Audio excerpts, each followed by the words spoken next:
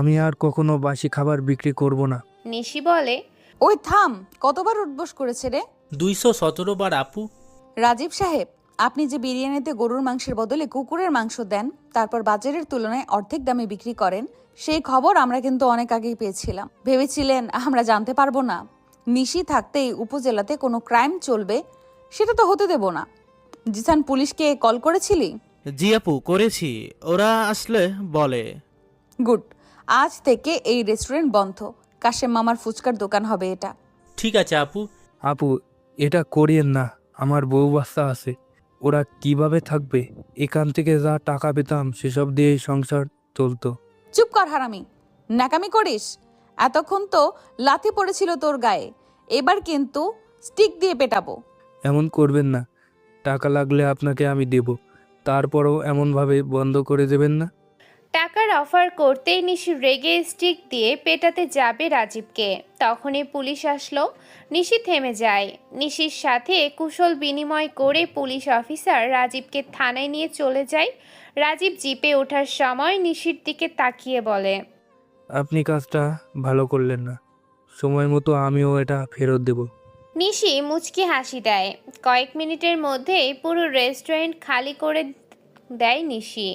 আসলে রাজীব রেস্টুরেন্টে খাবারের মধ্যে ভেজাল মেশাতো, গরুর মাংসের বদলে কুকুরের মাংস দিত, ভালো মাছের জায়গাতে অর্ধপচা মাছের তরকারি বিক্রি করত, আর মিষ্টিগুলোতে মাছি বসেই থাকতো সব সময়। এই জন্য নিশি এসে সব কিছু নষ্ট করে দিয়েছে। কাশেম মামার ফুচকার দোকান সাইনবোর্ড টাঙানোর জন্য নিশি মই নিয়ে দোকানের সামনের ছাদে আসে। মইয়ের উপরে দাঁড়িয়ে সাইনবোর্ডটা ঠিকঠাক করছে। নিচে বাদল মই ধরে আছে। একটা অটো আসে সেখানে। জায়গাটা অটো বা রিক্সা স্ট্যান্ডও বলা যায়। অটো থেকে এক কাঁধে ব্যাগ ঝুলিয়ে একটা ছেলে নামলো। জিসান বাদলকে ডাক দেয়। মারিয়া মেয়েটা বই ধরতে আসবে, কিন্তু তার আগেই মই থেকে পেছলে নিশি থম করে নিচে পড়ে যায়। কিন্তু উঁচু থেকে পড়ার পরেও নিশির কিছুই হয়নি, বরং বেশ আরাম পেয়েছে। এমন সময় আ শব্দ করে কে যেন কুকিয়ে উঠল। নিশি দ্রুত উঠে দাঁড়ায়। তাকিয়ে দেখে পাওয়ার চশমা, উস্কো খুস্কো চুল, মুখের দাড়ি গোফের বালাই নেই, তবে মুখের একদম নিচে কয়েকটা ছোট ছোট দাড়ি রেখে দেওয়া একটা ছেলে পড়ে আছে মাটিতে। নিশি চমকে ওঠে। উঁচু থেকে পড়েছে কেন তার কোথাও লাগেনি, এতক্ষণে বুঝতে পেরেছে সে। কারণ নিশি উঁচু থেকে ছেলেটার উপরেই পড়েছে। ছেলেটা কোনো রকমে মাটি থেকে উঠে দাঁড়ালো। নিশির দিকে না তাকিয়ে গা থেকে ধুলো ঝাড়তে ঝাড়তে বলে, সাবধানে কাজ করতে পারেন না? যেটা পারবেন না সেটা কেন করবেন? নতুবা চোখ মেলে করবেন। কানা হয়ে কাজ করলে অন্যের যে অসুবিধা হয় সেটা নিশ্চয়ই আজকে দেখলেন। পারলে আমার থেকে একটা চশমা নিয়ে যাবেন। ছেলেটা কথাগুলো বলে থামলো। কনুইতে বেশ খানিকটা কেটে গেছে। ছেলেটা সেখানে বারবার ফু দিচ্ছে। কিন্তু ছেলেটার জ্ঞান শুনে নিশির লোকেরা দৌড়ে এগিয়ে আসে ছেলেটাকে মারার জন্য। কিন্তু নিশি সাথে সাথে বাধা দেয়। ছেলেটার দিকে তাকায়। ছেলেটা কপাল থেকে চুলগুলো সরিয়ে সামনে নিশির দিকে তাকায়। নিশি বলে, সরি, পা পিছলে মই সহ পড়ে গিয়েছি। দেখে শুনে কাজ করবেন। যদি এখানে অন্য কেউ হতো না, কানের নিচে 2-4টা চর বসিয়ে দিতাম। নিজে যেটা পারবেন না সেটা করার কোনো মানেও নেই। এই তুই কে রে? আমাদের ম্যাডামকে জ্ঞান দিচ্ছিস? তোকে কিন্তু পিটাবো বলে দিলাম। চুপ কর, তুই কোথায় গিয়েছিলি মই ছেড়ে? মইটা সরে যাওয়াতেই তো পিছলা খেয়েছি। সরি আপু। যাই হোক, নিশি সামনে তাকায়। ছেলেটা নেই তার সামনে। সে হাঁটা ধরেছে। নিশি ছেলেটার দিকে তাকিয়ে থাকে। জিসান এসে বলে, আপু কি হয়েছে? ছেলেটা কে রে? আগে তো এলাকাতে দেখিনি। জানি না, মনে হয় নতুন আসছে। দেখতে কিন্তু হেব্বি সুন্দর। ছেলেটার হাতে অনেকখানি কাটছে। যাই হোক, বাদ দে। ফুচকার দোকান আজকে সন্ধ্যা থেকেই ফুচকা শুরু। কাশেম মামা, এবার তো খুশি আপনি? তোমারে যে কি কইয়া ধন্যবাদ দিমু এইটা আমার মাথায় আইতাছে না মা। তই দেখো, আল্লাহ তোমারে বহুত ভালা কিছু দিবে। আচ্ছা হয়েছে, এবার থেকে যেন আর আপনি আপনার মেয়ে আর ছেলেকে কাজে পাঠান না। পড়াশোনা করাবেন আর আন্টির চিকিৎসা করাবেন। দোকানের ভাড়া কিন্তু ঠিকমতো দেবেন। জায়গার মালিককে। এলাকাতে তেমন ফুচকার দোকান নেই, সুন্দরভাবে চালাবেন। ঠিক আছে মা। তুমি যা কইবা তাই হইব। ওই কাজ শেষ করে চলে আয় দ্রুত। নিশি চলে যায়। কাশেম রোজ বিকালে রাস্তার পাশে ফুচকা ঝালমুড়ি বিক্রি করত, কিন্তু এলাকার কিছু পাতি মাস্তানেরা রোজ রোজ কাশেমের থেকে টাকা কেড়ে নিয়ে যেত। তবে যাওয়ার আগে দোকানের সব কিছু নষ্ট করেও যেত। এসব নিশির কাছে বিচার দেওয়ার পর ওই ছেলেগুলোকে পিটিয়ে হাসপাতালে পাঠায় নিশি। আর এখন তো কাশেমের জন্য একটা দোকানও ঠিক করে দিয়েছে নিশি। কলিং বেলের শব্দ হয়। জেরিন এসে দরজা খুলে দিল। জেরিন দরজার সামনে ধুলোয় জড়ানো কাপড় চোপড় পরে একটা ছেলেকে দাঁড়িয়ে থাকতে দেখে, যে কিনা বারবার কনুইতে ফু দিচ্ছে। কনুইটা বেশ খানিক কেটেছে। জেরিন দেখে বলে, এখন মাফ করেন, কিছুতেই দিতে পারবো না। আগে দেখতাম বয়স্ক ফকির আসতো, কিন্তু এখন দেখি ইয়াং ফকিরও আসে বাড়িতে। কি দিনকাল আসলো রে। কি? আমি ফকির? কে আসলো রে জেরিন? ঘরের ভিতর থেকে জামিলা কথাটা বলল। জেরিন চিৎকার করে বলে, মা, একটা ইয়াং ফকির আসছে, দেখে যাও, দেখলেই তুমি অবাক হবা। জামিলা মেয়ের কথা শুনে দ্রুত দরজার কাছে আসে। দরজার বাইরে ছেলেটাকে দেখেই জামিলা বলে, আরে নিলয়, চলে আসছো?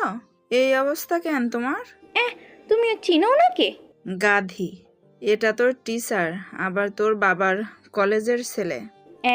হায় হায়, আমার টিচার উনি, কিন্তু এমন কেন?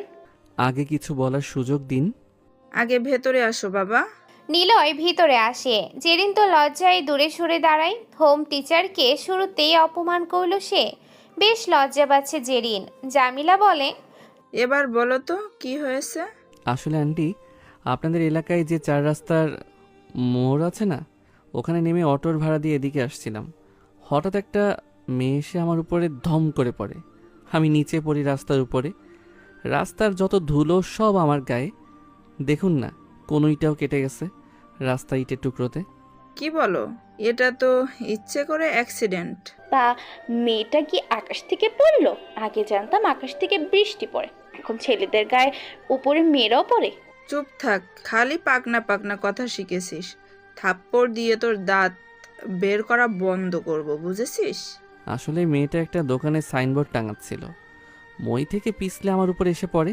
ওহ, তাই বলো। আচ্ছা দাঁড়াও, স্যাভলন এনে দিচ্ছি। তুমি কাটা জায়গা পরিষ্কার করে আসো, ওইদিকে ওয়াশরুম আছে। ঠিক আছে আন্টি। নিলয় ওয়াশরুমে চলে যায়।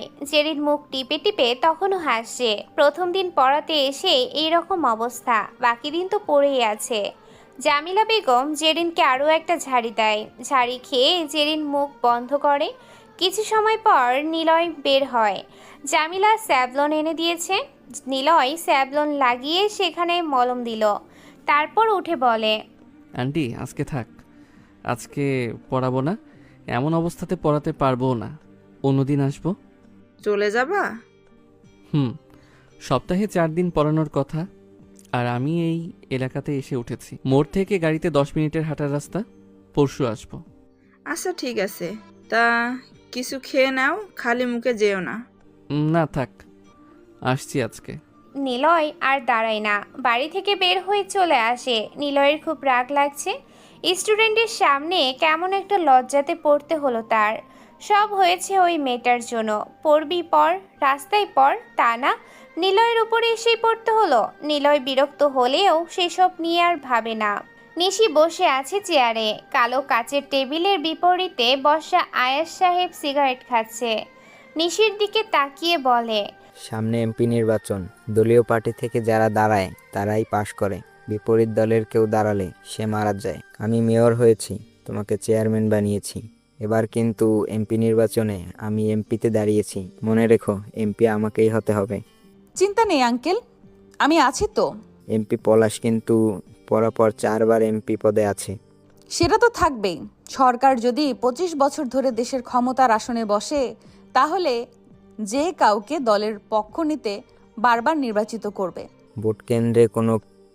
ভোট কেন্দ্রে কিন্তু কোনো জনগণকে প্রবেশ করতে দেয় না ওরা। তুমি কিন্তু এবার সব ব্যবস্থা করবে। চিন্তা নেই আঙ্কেল, কালো রাতের শেষে যদি দিনের আলো আসতে পারে, তাহলে রাত কখনো লম্বা হতে পারে না। রাতের আবারও যদি শিয়ালের শব্দ দূর থেকেও শোনা যায়, তবে সিংহর গর্জনও কম নয়। অপেক্ষা করুন দিনের আলোর। তবে টাকা লাগবে অনেক। যারা জোর দেখায় তারা টাকার কাছে দুর্বল। চিন্তা নেই, টাকার ব্যবস্থা করে দেবো। তাহলে ধরে নেন আপনি এমপি। নিশি কথাগুলো বলে সেখান থেকে চলে যায়। নিশি এতক্ষণ তার বাবার বড় ভাইয়ের সাথে কথা বলছিল। নিশি তার চাচার খুব কাছের আর আদরের মানুষ। আয়েশ সাহেব নিজের সন্তানদের থেকেও নিশিকে সব চাইতে বেশি ভালোবাসে। নিশি তার খুবই আদরের একজন বিধায় নিজের ছেলেকে রেখে নিশিকে এই ইউনিয়নের চেয়ারম্যান বানিয়েছে। তিনি এই উপজেলার মেয়র, রাজনীতিতে বেশ দক্ষ। কিন্তু ডিএস লীগ বছরের পর বছর এই দেশে ভোট চুরি করে শাসন করেছে, আর তাই নিশির ব্রেনে রাজনীতির পোকা ঢুকিয়ে ডিএস লীগের বিপরীতে আয়েশ সাহেব রাজনীতি করে থাকে। তার ক্ষমতাও যে কম তা নয়, তবুও বারবার এমপির কাছে সে পরাজিত হচ্ছে। নিশি পার্টি অফিস থেকে বের হয়ে ওর লোকদের কাছে আসে। চেয়ারম্যান হলে কি হবে, নিশির সাথে লোকজনের অভাব নেই। এমনিতে দেখতে যথেষ্ট সুন্দরী, আর রাজনীতি মাইন্ডের লোক তো। যে ছেলেই প্রপোজ করে তাকেই দলে টেনে নেয়, পেছনে ঘোরায়, তারপর আপু বনে যায় সময় সুযোগ বুঝে।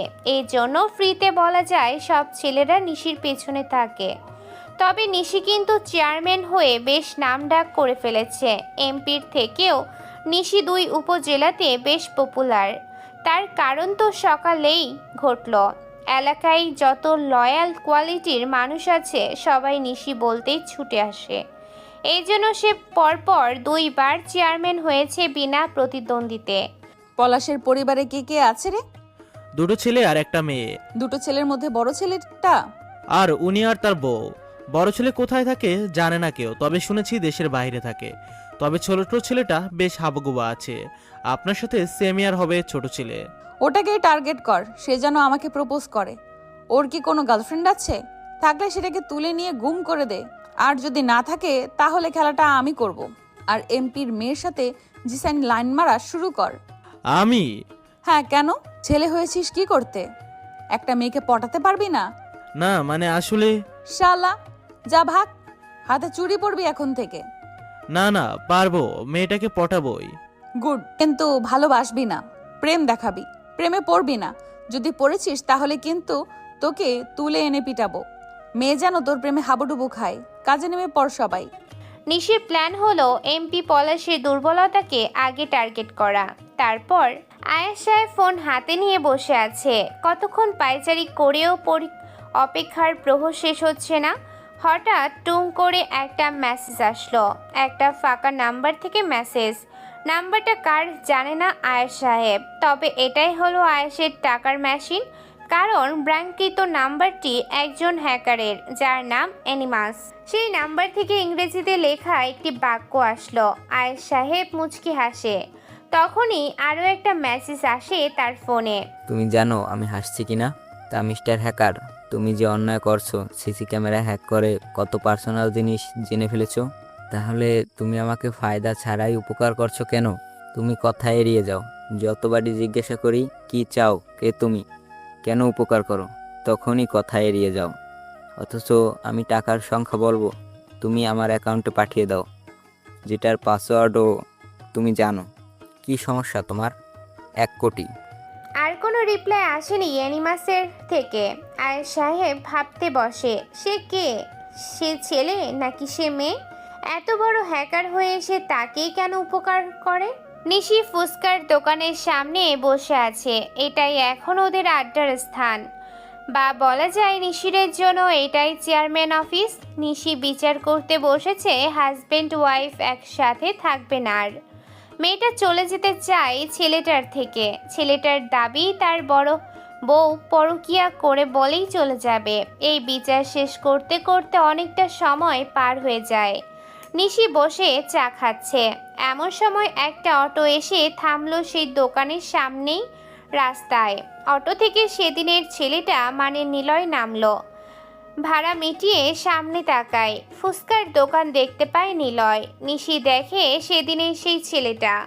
নিশি দ্রুত এগিয়ে আসে, পেছন থেকে নিলয়কে ডাক দেয়। ওই ছেলে, চশমিশ, আমাকে চিনতে পারছেন? না। আমাকে চেনো না তুমি? হাই হাই, কি বলো, সত্যিই চেনো না? না, চেনার দরকারই বাকি। সেদিনের যে মেয়েটার উপর থেকে পড়লো তোমার উপরে, ব্যথা পেলে, হাত কাটলে। হুম। কি দেখি হাত কাটার কি অবস্থা?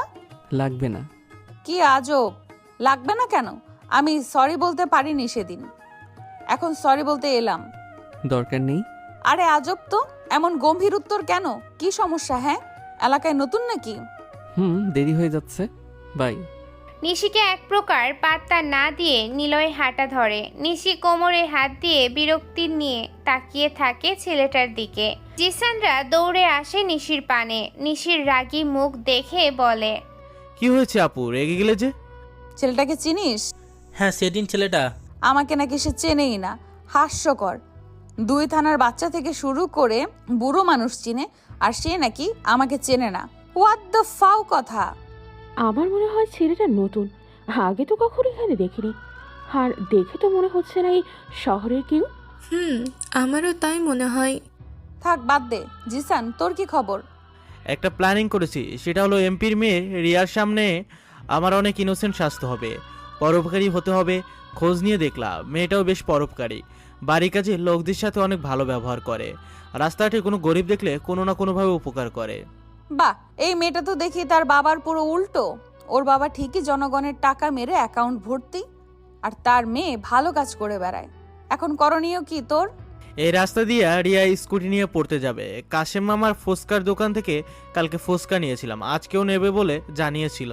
এখন আমাদের কয়েকটা ছেলে সেই সময় কাশেম মামার থেকে টাকা চাইবে জোর করে। আমি সেই সময় গিয়ে ওই ছেলেগুলোকে বাধা দেব, প্রয়োজনে আমাকে 2-4টে চড় দেবে তারা, বাকিটা আমি ম্যানেজ করব। ওয়াও, তুই তো দেখি মেয়ে পটাতে ওস্তাদ। তাহলে শুরু কর, ওই বলদ পোলাপান রেডি কর, দূর থেকে আমরা দেখব। কি আপু, রেডি করেছি। ওরা ওদের মতো প্ল্যান শুরু করে। কলিং বেল বাজায় নিলয়। 1 মিনিটের ভেতরে দরজা খুলে জেরিন। জেরিন নিলয়কে দেখে মাথাটা নিচু করে শ্রদ্ধা প্রদান করে ভেতরে ডাকলো। নিলয় ভেতরে চলে যায়। জামিলা বেগম সোফাতে বসে আছে। এই সময়টাতে বাড়িতে তারা দুজন, আর কাজের লোক ছাড়া কেউ থাকে না। এত বড় বাড়িটা ফাঁকাই থাকে বলা যায়। নিলয়কে দেখে জামিলা বলে, আসছো বাবা? আজকে কোনো অসুবিধা হয়নি তো? না আন্টি, সব কিছু ঠিকঠাক আছে। তবে আজকে সেই মেয়েটা আসছিল সরি বলতে। তারপর? কথা না বলে চলে আসছি। মেয়েদের সাথে কথা বলতে কেন যেন ইচ্ছে করে না। সে কি বলো? আমার মেয়ের সাথে কি কথা বলবা না? তাহলে পড়াবা কিভাবে? সে তো আমার স্টুডেন্ট, সমস্যা নেই। আমি ছাত্রীকে নিজের বোনের মতো দেখি। নিলয়ের কথা শুনে জেরিনের মুখটে কেমন যেন শুকিয়ে যায়। হাসি হাসি মুখটা মলিন হয়ে গেল। বাঁকা চোখে নিলয়ের দিকে তাকিয়ে আছে জেরিন। জামিলা বলে, ভালো ছেলে তুমি, আমি জানি। তোমার আঙ্কেল তো সবসময় তোমার কথাই বলে। আচ্ছা যাও, ঘরে পড়ার টেবিলে আছে, পড়াতে যাও। ঠিক আছে আন্টি। নিলয় জেরিনের পিছু পিছু রুমে আসলো। রুমটা সুন্দর, বিছানাতে টেবিল, দেয়ালে টেডি পুতুলে ভর্তি। নিলয় পড়ার টেবিলে এসে বসলো। জেরিন নিলয়ের সামনে বসতেই নিলয় বলে, শুনেছি তুমি নাকি ম্যাথে বেশ দুর্বল। ম্যাথ জিনিসটা আসলে কঠিন কোনো সাবজেক্ট নয়। ম্যাথ হলো সিম্পল একটি টপিক। ধরো তুমি কোনো দূরের এলাকাতে যাবে, যদি হেঁটে যাও তাহলে কষ্ট হবে, অনেকটা সময় লাগবে। কিন্তু তুমি যদি কোনো যানবাহনে যাও তাহলে সময় কম লাগবে এবং কষ্টও হবে না। তেমনি ম্যাথটাও হলো একই রকম বিষয়। অর্থাৎ ম্যাথটা হলো সেই নির্দিষ্ট এলাকা, আর রাস্তাটা হলো সূত্র, আর পায়ে হাঁটাটা হলো তোমার চিন্তাভাবনা, ভয়ের কারণ, আর যানবাহন হলো তোমার সূত্রকে আয়ত্ত করে দ্রুত ম্যাথকে শেষ করার মাধ্যম। তুমি টিচার, আজকে প্রথম দিন, এত পড়তে ভালো লাগে। একটু গল্প করি, আপনার নামটা বলবেন না? তোমার বাবা আমাকে নিয়ে গল্প করে তোমাদের বাসায়। নামটা নিশ্চয়ই অজানা নয় তোমার? নাম আর নিয়ে আসলে আমার নাম বলি। তোমার নাম জানি। ম্যাথ শুরু করো। জেরিন রাগী চোখে তাকায় নিলয়ের দিকে। নিলয় সেসব পাত্তা না দিয়ে জেরিনকে পড়ানো শুরু করে। প্রতিদিনই 10টা ম্যাথ করায় নিলয়। তার পড়ানোর ধরন একদমই আলাদা। যেদিন অনেকটাই ম্যাথ পারছে, এভাবে 1.5 ঘন্টা পড়ানোর পর নিলয় বের হয়। তারপর রিয়া আসছে ফুচকার দোকানে। জিসানের প্ল্যান অনুসারে 5টা ছেলে রেডি হয়ে থাকে। রিয়া ফুচকার অর্ডার দিতে দোকানের সামনে দাঁড়ালো। এমন সময় 5টা ছেলে এসে কাশিকে বলে, ওই মামা, নতুন দোকান ছিল, জানালে না যে? আমাদের কথা মনে আছে? এই জায়গাতে দোকান দিছো, আমাদের চা পানি খাওয়ার টাকা দিলা না, সেটা তো হবে না মামা। বাজান, আমি তো গরিব মানুষ, 2 টাকা হয় ফুচকা বেচা সংসার চলে কোনো রকমে। তোমাকে টাকা কেমনে দিমু? সেটা তো বললে হবে না মামা, টাকা লাগবে। ওই 10,000 টাকা দে বলছি। 10,000? 1,000 টাকাও বিক্রি করতে পারিনি। ওই ডর থেকে টাকাগুলো তুলে নিয়ে আয়। এমন কইরো না তোমরা, কেউ কি নাই? এদের থেকে বাঁচাও আমারে। রিয়া এগিয়ে আসতে থাকে, কিন্তু তার আগে আরো দ্রুত জিসান দৌড়ে আসে সেদিকে। জিসান এসে তুহিনকে মারতে যাবে, তার আগেই তুহিন ধপ করে মাটিতে পড়ে গেল একটা ঘুষি খেয়ে। কি হলো এটা? কে মারলো? জিসান তো যেতেই পারেনি, আর জিসানের পেছনে তো রিয়া। তাহলে তুহিনকে মারলো কে? সবাই সামনে তাকায়। নিলয় দাঁড়িয়ে আছে, 4টা ছেলের গালে ঠাস ঠাস করে কয়েকটা চর বসিয়ে দেয়। ছেলেগুলো দৌড়ে চলে যায় সেখান থেকে। জিসান অবাক, নিশিও অবাক হয়। তবে রিয়া খুশি হয়ে নিলয়ের দিকে এগিয়ে আসে, কিন্তু তার আগেই নিলয় সেখান থেকে চলে যায়। জিসান দ্রুত চিৎকার করে বলে, কি সমস্যা আপনাদের? একটা মানুষ বিপদে পড়লো আর কেউ এগিয়ে এলেন না? এলাকাতে চাঁদাবাজিতে ভর্তি হয়েছে, আমরা কি শান্তিতে বাঁচতে পারবো না? কাশেম মামা, এরপর কখনো যদি এমন সমস্যায় পড়েন আমাকে জানাবেন। আমি থাকতে এলাকাতে অশান্তি হোক, এটা হতে দেব না।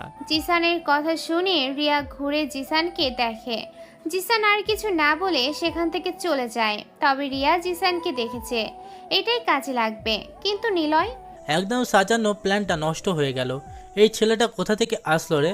বেশ তো চলছিল, কিন্তু মাঝখান থেকে ছেলেটা এসে নষ্ট করলো সব। সে নতুন ছেলেটা? আচ্ছা বাদ দে, কালকে দেখা যাবে। আমি যে আমার ছোট বোনের জন্য টিচার খুঁজতে বলেছিলাম, তোরা খুঁজেছিস? টিচার পাওয়া যাচ্ছে না, কি করব? বাদ দে। আয়েশ সাহেব অ্যাকাউন্ট চেক করে, সত্যি সত্যি সেখানে 1 কোটি টাকা চলে এসেছে। কিন্তু কিভাবে? অ্যানিমাসের মাধ্যমে টাকাগুলো এসেছে আয়েশ সাহেবের অ্যাকাউন্টে। কিন্তু এই অ্যানিমাসটা কে? আয়েশ সাহেব টিভি অন করে, হেডলাইন দিয়ে প্রতিটা নিউজ চ্যানেলে খবর পাবলিশ হচ্ছে। আবারও সেই এনিমাস হ্যাকারের আবির্ভাব ঘটেছে। এবার অর্থমন্ত্রীর অ্যাকাউন্ট থেকে 1 কোটি টাকা হ্যাক হয়ে গিয়েছে। কিন্তু হ্যাকার শুধু টাকাই হ্যাক করেনি, অর্থমন্ত্রীর বিরাট বড় কালো টাকার অ্যাকাউন্টগুলোকে এক্সপোজ করে গিয়েছে। তদন্ত কমিটির দুদক এখন অর্থমন্ত্রীর বাড়ি ঘেরাও করে টাকার হিসাব খতিয়ে দেখছে। এনিমাস এই নিয়ে পরপর 3 জন বড় পদের মন্ত্রীর কালো কোটি কোটি টাকা হিসাব এক্সপোজ করলো পাবলিকের সামনে। নিউজ রিপোর্টাররা থেমে যায়। 10 সেকেন্ডের পরে স্ক্রিনে ভেসে ওঠে একটা কালো অন্ধকার জায়গা। দেখে বোঝা যাচ্ছে এটা একটা কবরস্থান। সেই কবরস্থানের পাশে একটা চেয়ার রাখা। চেয়ারে একজন কালো কাপড় পরে, মুখে হ্যাকার মাস্ক পরে বসে আছে কেউ একজন। কাপড়ের উপরে ইংরেজিতে লেখা অ্যানিমাস দ্য হ্যাকার। অ্যানিমাস ক্যামেরার একদম কাছে এসে বলে, hello every people, I am a hacker, my name is Animus. আপনাদের জন্য একটা সুখবর আছে। আপনারা যারা সাধারণ জনগণ তারা সবাই একটা করে ব্যাংক অ্যাকাউন্ট করুন। দেশের মন্ত্রীরা যারা জনগণের টাকা মেরে কোটি কোটি কালো টাকা জমিয়েছে, তাদের টাকা আমি সেসব অ্যাকাউন্টে পাঠিয়ে দেব, যেন কেউ আর গরিব থাকবে না, যেন কেউ টাকার অভাবে চিকিৎসাহীনতায় মারা না যায়। এরপরের টার্গেট স্বরাষ্ট্রমন্ত্রী। হা হা হা হা। ভয়ঙ্কর একটা হাসি দিয়ে অ্যানিমাস আবার টিভির স্ক্রিন থেকে হারিয়ে যায়। আগের নিউজ আবার সামনে আসে। বলা হয়, দর্শক, আপনারা দেখছিলেন এনিমাস কত বড় একটা হ্যাকার। সে এইমাত্র প্রতিটা টিভি চ্যানেল হ্যাক করে সামনে এসেছে, নিউজ দিয়ে গিয়েছে। আপনারা সাবধানে থাকুন, সন্দেহ হয়ে এমন কাউকে ধরিয়ে দিন। আয়েশ সাহেব টিভি অফ করে। অ্যানিমাসের কথা ভেবে বুকটা কেমন যেন কেঁপে ওঠে তার। অ্যানিমাস কে? তার সাথে বা বন্ধুত্ব করলো কেন? নিশি পায়চারি করছে, কিন্তু আজকে নিলয়ের কোনো খোঁজ নেই। এই ছেলেটা আজকে আসলে অনেক মার খাবে, কিন্তু নিলয়ের পাত্তা নেই। নিশি জানে না নিলয় একদিন বাদে একদিন পড়ায়। আজকে নিলয়ের পড়ানো বন্ধ, নিশি পায়চারি করছিল। এমন সময় হানিফ নামের একজন রিক্সা চালক নিশির সামনে এসে দাঁড়ায়। নিশি কিছু বলার আগেই হানিফ নিশির পা জড়িয়ে ধরে হাউমাউ করে কেঁদে ফেলে। নিশির লোকেরা দৌড়ে এসে সেদিকে।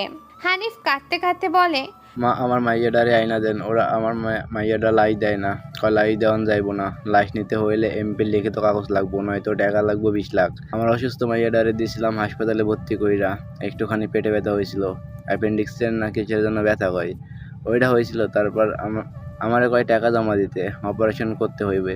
আমি কই কত টাকা? বলে 1.5 লাখ টাকা। বলি পেটে ব্যথার লাইগা এত টাকা কেন দিতে হইব?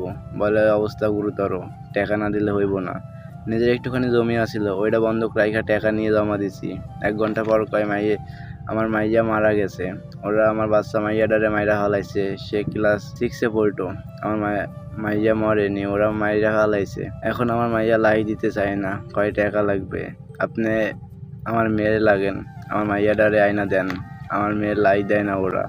হানিফের কথা শুনে সেখানে থাকা সবাই অবাক। সামান্য অ্যাপেন্ডিক্সের ব্যথার জন্য 1.5 লাখ টাকার অপারেশন কিভাবে হয়? নিশি হানিফকে উঠায়, জিজ্ঞাসা করে, কোন হাসপাতাল? ওই যে বাজারের ওই পাশে, মেইন শহরের মাঝখানে, ইংরেজিতে লেখা কি যেন, চারপাশে নীল কাচ দিয়ে ঘেরা, 10 তলা হাসপাতাল। নগর হাসপাতাল। এটা কিন্তু এমপি জেলা প্রশাসক চালায়, মানে একটা চেয়ারম্যান ওরা। সাধারণ ফার্মেসিতে মেডিসিন যদি 10 টাকা হয়, ওখানে বা তার আশেপাশের ফার্মেসিতে মেডিসিন 15 টাকা। আর যে মেডিসিন লিখবে সেটা অন্য ফার্মেসিতে নেই, হাসপাতালের ফার্মেসি থেকেই নিতে হবে। আর এখানে মেডিসিন দেয় স্বরাষ্ট্রমন্ত্রীর মেডিসিন কোম্পানি। তাই যা করবা ভেবে চিন্তে করবা, একদম গোড়ায় খবর যাবে কিন্তু। রিক্সা মামারে ধর, বাকিটা দেখছি।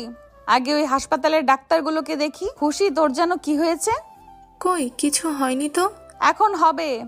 অ্যাপেন্ডিক্সের ব্যথার নাটক শুরু কর। সৈকত, তুই যাবি হাসপাতালে, বলবি আমার বউয়ের পেটের ব্যথা। ক্যামেরা লাগিয়ে নে, ওরা দেখি কি করে। নিশির কথা মতো ওরা দুজন বেরিয়ে পড়ে। হাসপাতালে আসে। নিশিরা ফুচকার দোকানে অপেক্ষা করে। খুশির কানে ব্লুটুথ লাগানো, কলেই আছে নিশি। হাসপাতালে এসেই খুশি চিৎকার করে পেটের ব্যথার জন্য। সৈকত ডাক্তারকে বলে, ডাক্তার, আমার বউয়ের অ্যাপেন্ডিক্স হয়েছে, একটু চেক আপ করে দেখুন তো। অ্যাপেন্ডিক্স? আচ্ছা, অপারেশন করতে হবে, না হলে ঠিক হবে না। আপনার নাম কি? আপনি কি বিশেষজ্ঞ?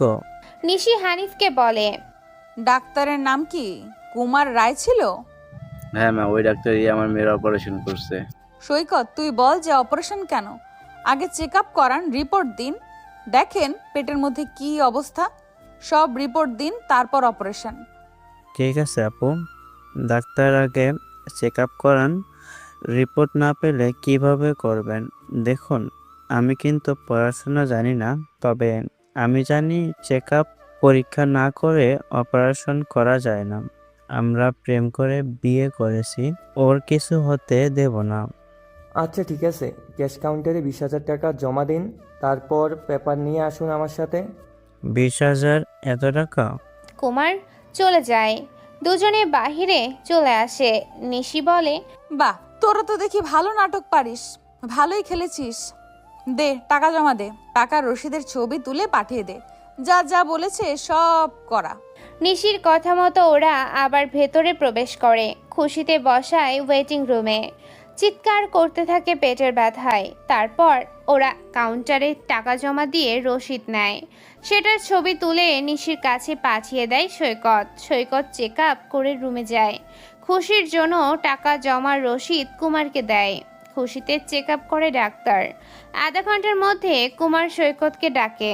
দেখুন মিস্টার, আপনার ওয়াইফের কন্ডিশন ভালো না, পেটে অ্যাপেন্ডিক্সের ব্যথা, না বরং কিডনির অপারেশন করানো লাগবে। কিডনি ড্যামেজ হয়ে যাচ্ছে বলেই ব্যথা হচ্ছে। যদি এরকম চলতে থাকে তাহলে। না ডাক্তার, না, এটা হতে পারে না। আমার বউকে যেভাবেই হোক বাঁচান, তাকে যে বাঁচতেই হবে, সে ছাড়া আমার কেউ যে নেই। আমি তো কিছু শিওর দিয়ে বলতে পারছি না, তবে অপারেশন করলে সে সুস্থ হয়ে যাবে। তাহলে সেটাই করান, তবু আমার ওয়াইফকে বাঁচিয়ে দিন। আচ্ছা ঠিক আছে, কিন্তু অপারেশন করতে তো 4 লাখ টাকা লাগবে। 4 লাখ? এত টাকা কোথায় পাবো? একটু কম করে দেন না স্যার। আমি মূর্খ মানুষ, আমার সে ছাড়া কেউ নাই। গরিব আমি, অসহায় একজন মানুষ। আচ্ছা দেখছি। আপনি 3 লাখ জমা দিন, বাকিটা আমি দেখছি। আপনি অনেক ভালো ডাক্তার, আমি যেভাবেই হোক টাকা জমা করব। আচ্ছা এখন আপনি এই মেডিসিনগুলো নিচের পারমিশন থেকে নিয়ে আসুন। সৈকত খুশিকে নিয়ে বের হয়। খুশি বলে, আমি বাঁচবো তো? আরে কেউ নেই, নাটক কম করো প্রিয়। ও হ্যাঁ, শালা হার্মি ডাক্তার কান্নাকার রিপোর্ট আমার নামে চালিয়ে দিয়েছে। কোনো পরীক্ষাই সে করেনি, আমার পেটে হাত বুলিয়েছে। এই ডাক্তার চরিত্রহীন, মেয়ে পেশেন্টের গায়ে হাত দেয়। শোন, ফার্মেসি, প্রেসক্রিপশন আর রিপোর্টের ছবি তুলে পাঠিয়ে দে। ঠিক আছে। আর ভালো অ্যাক্টিং পারিস দুইজন। নগর হাসপাতাল বন্ধ করে দেব। মেডিসিনের ছবিটাও তুলে দিবি, কোন কোম্পানির মেডিসিন সেটাও দেখতে চাই। ঠিক আছে। ওরা ওদের কাজ চালাতে থাকে। ডাক্তার যা যা বলছে, নিশিও যা বলেছে সব কমপ্লিট করে। 3 লাখ টাকা জমা দেয় ক্যাশ কাউন্টারে। টাকা জমা দেওয়ার রসিদ নিয়ে ছবি তুলে আবার কুমারের কাছে আসে। ডাক্তার কুমার বলে, আজকেই অপারেশন করিয়ে ফেলতে হবে। তুমি অপেক্ষা করো, আমি তোমার ওয়াইফের অপারেশন শেষ করে আসছি। চিন্তা করিও না, সব ঠিক হয়ে যাবে। খুশি, তোর কাছে কাপড়ের সাথে ক্যামেরা লাগিয়ে নিবি ভালো করে, আমি আসছি। ঠিক আছে। সৈকত এতক্ষণে হাসপাতালের ছবি, ডাক্তারদের ছবি, সবকিছুর ছবি ও কথোপকথনের ভিডিও বানিয়ে ফেলেছে। খুশিকে রুমে আনা হয়। রুমটা ভালো করে দেখে ভিডিও করলো। কুমার বেড দেখিয়ে বলে, ওইটাতে গিয়ে শুয়ে পড়ো। খুশি বেডে শুয়ে পড়ে। কুমার কিছু সময় পর আসে, একটা ইনজেকশন দেয় খুশিকে। খুশির কেমন যেন হতে শুরু করে, নিজেকে কেমন কামুকি মনে হতে থাকে। হঠাৎ এমন সময় কুমার আসে খুশির কাছে, খুশির পেটে হাত দেয়। খুশি চমকে ওঠে। খুশির গালে কপালে হাত বোলায় ডাক্তার। খুশি আস্তে গলায় বলে, কি করছেন আপনি? তোমার অপারেশন। শালা জানোয়ার। খুশি জোরে জোরে চিৎকার দেয়। সৈকত সেটা বুঝতে পারে। সৈকত দরজায় লাথি দেয়। এতক্ষণে অনেক মানুষ জড়ো হয়ে গেছে সামনে। সবাই সৈকতকে বাধা দেয়, কিন্তু একটা পর্যায়ে এসে দরজা ভেঙে সৈকত ভিতরে প্রবেশ করে। দেখে খুশির গায়ে অর্ধ কাপড়। কুমার তার গায়ে হাত দিচ্ছে। সৈকত দৌড়ে গিয়ে কুমারের তল পেটে জোরে একটা লাথি দেয়। কুমার ছিটকে গিয়ে দেয়ালের সাথে ধাক্কা খেলো। তারপর দুটো মুখের ওপরে ঘুষি দিয়ে মুখ ফাটিয়ে সৈকত খুশির কাছে আসে। খুশিকে তারই ওড়না দিয়ে ভালোভাবে ঢেকে নেয়, ঠিকমতো বাহিরে বের করে আনে। এতক্ষণে হাসপাতালে বেশ হইচই পড়ে গিয়েছে। বড় ডাক্তাররা আসে। সৈকত সবাইকে বলে, এখানে রোগী দেখার নামে চলে বিরাট বিজনেস। এখানে রোগীদেরকে আনলে আরো রোগী হয়ে যাবেন সবাই। রোগীকে এরা ব্যবহার করে নিজেদের জন্য, টাকার জন্য। নগর হাসপাতাল একটা বিজনেস খুলে বসেছেন। ওই কে রে তুই, এত বড় কথা বলছিস? সিকিউরিটি, সিকিউরিটি, এক্ষুনি এদেরকে বের করো। কেউ বের করবে না, আমার কাছে সবকিছুর প্রমাণ আছে। আমি প্রমাণ করে দিতে পারি এরা আসলে ডাকাত। এরা মানুষদের ভুল অপারেশন করায়, তারপর মেরে ফেলে, এদের কিডনি বিক্রি করে দেয়। আমার কাছে সবকিছুর তথ্য ও প্রমাণ আছে। হাসপাতাল বন্ধ করে দেব। আবে তুই কে রে? সিকিউরিটি, বের করো এদের। ডাক্তার কথাগুলো বলেও কোনো সিকিউরিটি এগিয়ে আসে না। এত ডাকার পরও কোনো গার্ডও আসে না। এমন সময় নিশি হাতে হকি স্টিক নিয়ে ভিতরে প্রবেশ করে। ওর পিছনে কতগুলো ছেলে, সবার হাতেই লাঠি। নিশিকে দেখে ডাক্তারেরা ঘাবড়ে যায়। মারিয়াকে বলে, সৈকতের থেকে খুশিকে নিয়ে আয়, বাহিরে আমাদের ডাক্তার আছে, তাকে আগে স্বাভাবিক কর। বাদল, তুই যে মালটাকে বের করে আন। ওই বড় ডাক্তার, এদিকে আয়। ম্যাম আপনি এখানে কেন? শালা হারামি, হাসপাতালে বিজনেস শুরু করে এখন ম্যামে করিস?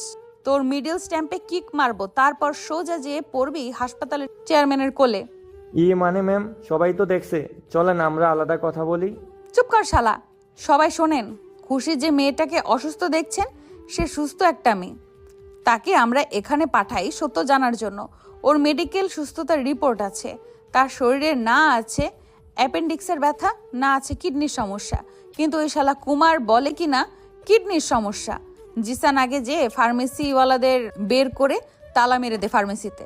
দেখুন ম্যাম, আপনি কিন্তু শুধু শুধু এমন করছেন। এমন করে আমাদের হসপিটালের রেপুটেশন কমিয়ে দিচ্ছেন। সৈকত, কুমারকে পিটা যতক্ষণ না মুখ দিয়ে সত্য কথা বের করছে। আর একটা কথা, মেয়ে রোগী আসলে এখানে ডাক্তাররা তাকে যৌন হয়রানি করে। বাদল, আমাদের ডাক্তারকে ভেতরে আসতে বল, ডাক্তার প্রমাণ দিবে, অপেক্ষা করো তোমরা। হাসপাতালে এখন পুরো গিজগিজ করছে মানুষ। বাহিরে মিডিয়ার লোক, ভেতরে শতাধিক মানুষ জড়ো হয়ে ঘটনা দেখছে। হানিফ নামের একজন রিক্সা চালকের মেয়ের পেটের ব্যথার অপারেশনের 1.5 লক্ষ টাকা নিয়েছে, তারপর মেয়েটাকে মেরে ফেলে বলে মেয়েটা মরে গেছে। আমার তো মনে হচ্ছে তাকে সত্যিই মেরে ফেলা হয়েছে, আর মারার আগে তাকে ধর্ষণ এবং মারার পর তার কিডনি বিক্রি করা হয়ে গেছে। তিনি লাশ চাইতে এসেও তাকে উল্টো টাকা গুনতে বলা হয়েছে। কেন? আমার কাছে অনেক ভিডিও, বিলের রসিদ আর ডাক্তারের কথোপকথনের রেকর্ড আছে। সবটা আমি থানাতে দিয়ে আসছি। পুলিশ আর রিপোর্টাররা বাহিরে অপেক্ষা করছে। বড় ডাক্তারের কাছে এমপি পলাশের কল আসে। পলাশ টিভিতে সরাসরি হাসপাতালের বাইরের বিষয় শিরোনাম লাইভ দেখছে, কিন্তু ভেতরে কি হচ্ছে জানতে পারে না। ডাক্তার ফোন ধরতেই পলাশ গালি দিয়ে বলে, স্যার, অনেক বড় ঝামেলাতে ফেসে গিয়েছি, কি করব বুঝতে পারছি না। আর বলিয়েন না, আমার অ্যাসিস্ট্যান্ট একটা রিক্সা চালকের মেয়েরে খেয়ে দিয়েছে সব কিছু। বেটা লাশের জন্য টাকা চাইছিল, এখন ওই রিক্সা চালক চেয়ারম্যান নিশিকে ডেকে এনেছে। এখন কি হবে? নিশি যে হারামি, সে সব কিছু বের করে ফেলবে। নিশি ফোনটা নেয়। এতক্ষণে সবাইকে সব ভিডিও দেখানো শেষ। হানিফের মেয়ের লাশ বের করে আনছে বাদল আর সৈকত গিয়ে। তাদের ডাক্তার পরীক্ষা করে দেখে কিডনি বের করা হয়েছে। মেয়ে ডাক্তাররা হানিফের মেয়ে শিউলিকে দেখে জানায় ধর্ষণের চিহ্ন শরীরে দেখা যাচ্ছে। নিশি ফোনটা কানে নেয়। এমপি সাহেব, কি খবর? কেমন ব্যবস্থা? মাত্র হবে না। একদম দৌড়াবে। নিশি ফোন কেটে দেয়, তারপর ফোনটা ফ্লোরে ছুঁড়ে মেরে সব কিছু ডাক্তারকে গণহারে পেটাতে শুরু করে। নিশি সহ ওর লোকেরা মারতে মারতে সবগুলো আধমরা হয়ে পড়ে থাকে। পুলিশকে আনা হয়। পুলিশ এসে সবগুলোকে তুলে নিয়ে যায়। নিশি বের হয়ে হাসপাতালের মেইন গেটে তালা লাগিয়ে দেয়। ক্যাশ কাউন্টার থেকে নগদ 20 কোটি টাকা উদ্ধার করে। সেখানে বিলের রসিদ দেখে সেই টাকাগুলো ফেরত দিবে বলে জানিয়ে দেয়। হাসপাতালে তালা লাগিয়ে সেখান থেকে চলে আসে। আয়েশ সাহেব টিভিতে লাইভ দেখছিল। নিশির এমন কাজে তিনি খুশি। এমপির নামে এবার বেশ খানিকটা খারাপ কথা ছড়াবে। নিশি আসলেই বেশ কাজের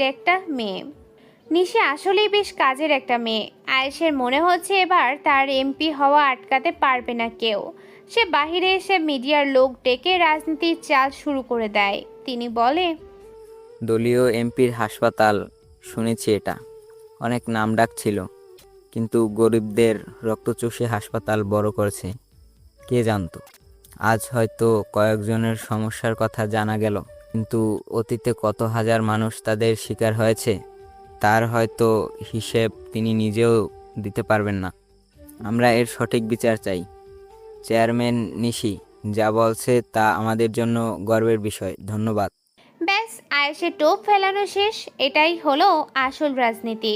পলাশ এখন চেয়ে দেখছে কি করবে। নিশি কাশিম মামার ফুচকার দোকানে বসে ফুচকা খাচ্ছে। হঠাৎ জিসান এসে বলে, আপু এটা দেখো তো, এটা তো তুমি। হ্যাঁ, কিন্তু হাসপাতালের ভেতর থেকে কে এসব ভিডিও করলো? কোথায় পেয়েছিস? নিশি দেখতে পায় তার হাসপাতালে ঢোকার ভিডিও, ডায়লগ, কথা বলার স্টাইল কাট করে কেউ ভিডিও বানিয়ে আপলোড করেছে, আর সেটাতে ভিউ হয়েছে একদিনে 1 মিলিয়ন। নিশি বলে, একটা ফেসবুক আইডি থেকে। কই দেখি, কোন আইডি? নিশি ফোন হাতে নেয়। অপ্রত্যাশিত বিকেল এই রকম নামে একটা আইডি থেকে পাবলিশ করা হয়েছে। আইডির প্রোফাইল পিকচারে জনপ্রিয় কার্টুন বেন 10-এর পিকচার। কভার ফটোতে একটি পুকুর পাড়ে সাইকেল রেখে একপাশে কেউ একজন বসে ডুবে যাওয়া সূর্য দেখছে। আইডিতে ফলোয়ারও বেশ ভালো, 30,000 ফলোয়ার। আইডি ঘুরে কতগুলো পোস্ট সামনে আসে। 2-3 লাইনে লেখা মারাত্মক ছবি সহ ক্যাপশন, তবে ছবিগুলো বিকেলের কোনো এক প্রকৃতির। বোঝা যাচ্ছে লোকটার বিকেল পছন্দ, কিন্তু আইডির কোথাও ছবি নেই। কভার ফটো দেখে আজ করা যায় এটা একটা ছেলের আইডি। কমেন্ট চেক করে দেখা যায় মেয়েদের বেশ ভিড়। কে ছেলেটা? জানি না তো, হয়তো হাসপাতালে ছিল, তাদের মধ্যে কেউ একজন ভিডিও করেছে। হ্যাঁ, কিন্তু ভিডিওতে শুধু আমিই কেন? আপনার কথা বলা স্টাইল দিয়ে রিলসও বানিয়েছে, দেখেন।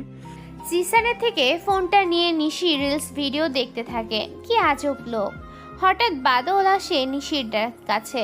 বাদল এসে বলে, নিশি আপু, ওই যে ছেলেটা, সেদিনের ছেলেটা। হ্যাঁ তাই তো, ওয়েট আমি আসছি, দাঁড়া। নিশি কথাটা বলে দৌড়ে নিলয়ের সামনে এসে দাঁড়ালো। নিলয় পাশ কেটে চলে যেতে থাকে। আবারও দৌড়ে আসে নিশি নিলয়ের সামনে। কিছু বলবেন? নাম কি? আপনার নাম আমি কিভাবে জানবো? আপনার মা বাবাকে জিজ্ঞাসা করেন। আরে গাধা নাকি? পড়াশোনা কি করেন কি কখনো? কেউ যদি নাম জিজ্ঞেস করে সেটা অবশ্যই নিজের নাম না, যাকে জিজ্ঞেস করেছে সে বলবে তার নামটা কি। নিলয়। শুধু নিলয়, আগে পিছে কিছু নাই? না। এদিকে রোজ কোথায় যান? আপনি গোয়েন্দা? না, আমি চেয়ারম্যান। আপনার পরিবারের কেউ গোয়েন্দা? না তো, বাবা ভার্সিটি টিচার প্লাস রাজনীতিবিদ। তাহলে প্রশ্ন করছেন কেন? সরেন, দেরি হয়ে যাচ্ছে। কোথা থেকে যে আসে কে জানে।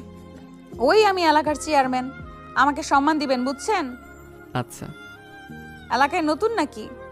হুম। কোথায় যান? কথা শেষ হয়নি তো। কি?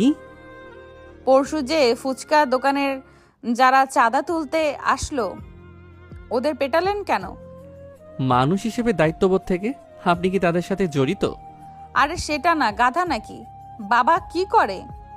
গাধার বাবা তো গাধাই হবে, কিন্তু আমি গাধার বাবাকে কখনো গাধার সাথে থাকতে দেখিনি। আরে গাধার বাবার কথা জানতে চাইনি।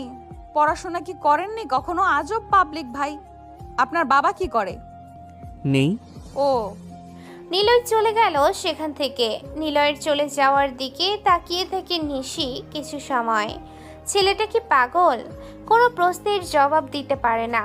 কিন্তু নিশি কেন নিলয়কে ঝাড়ি দিতে পারে না? নিলয়ের সামনে আসলেই নিশি যেন কেমন চুপ হয়ে যেতে থাকে। আপু কি হলো? কাজ হলো? না, ছেলেটা আস্ত একটা আহাম্মক। তাহলে চলেন একদিন মজা করি করে নিয়ে। কি মজা? মারিয়া যে ধাক্কা দিবে ছেলেটাকে, বাকিটা আমরা তখন দেখব। ঠিক আছে। এমপির লোক কিন্তু আমাদের খুঁজবে, একসাথে থাকবি সব সময়।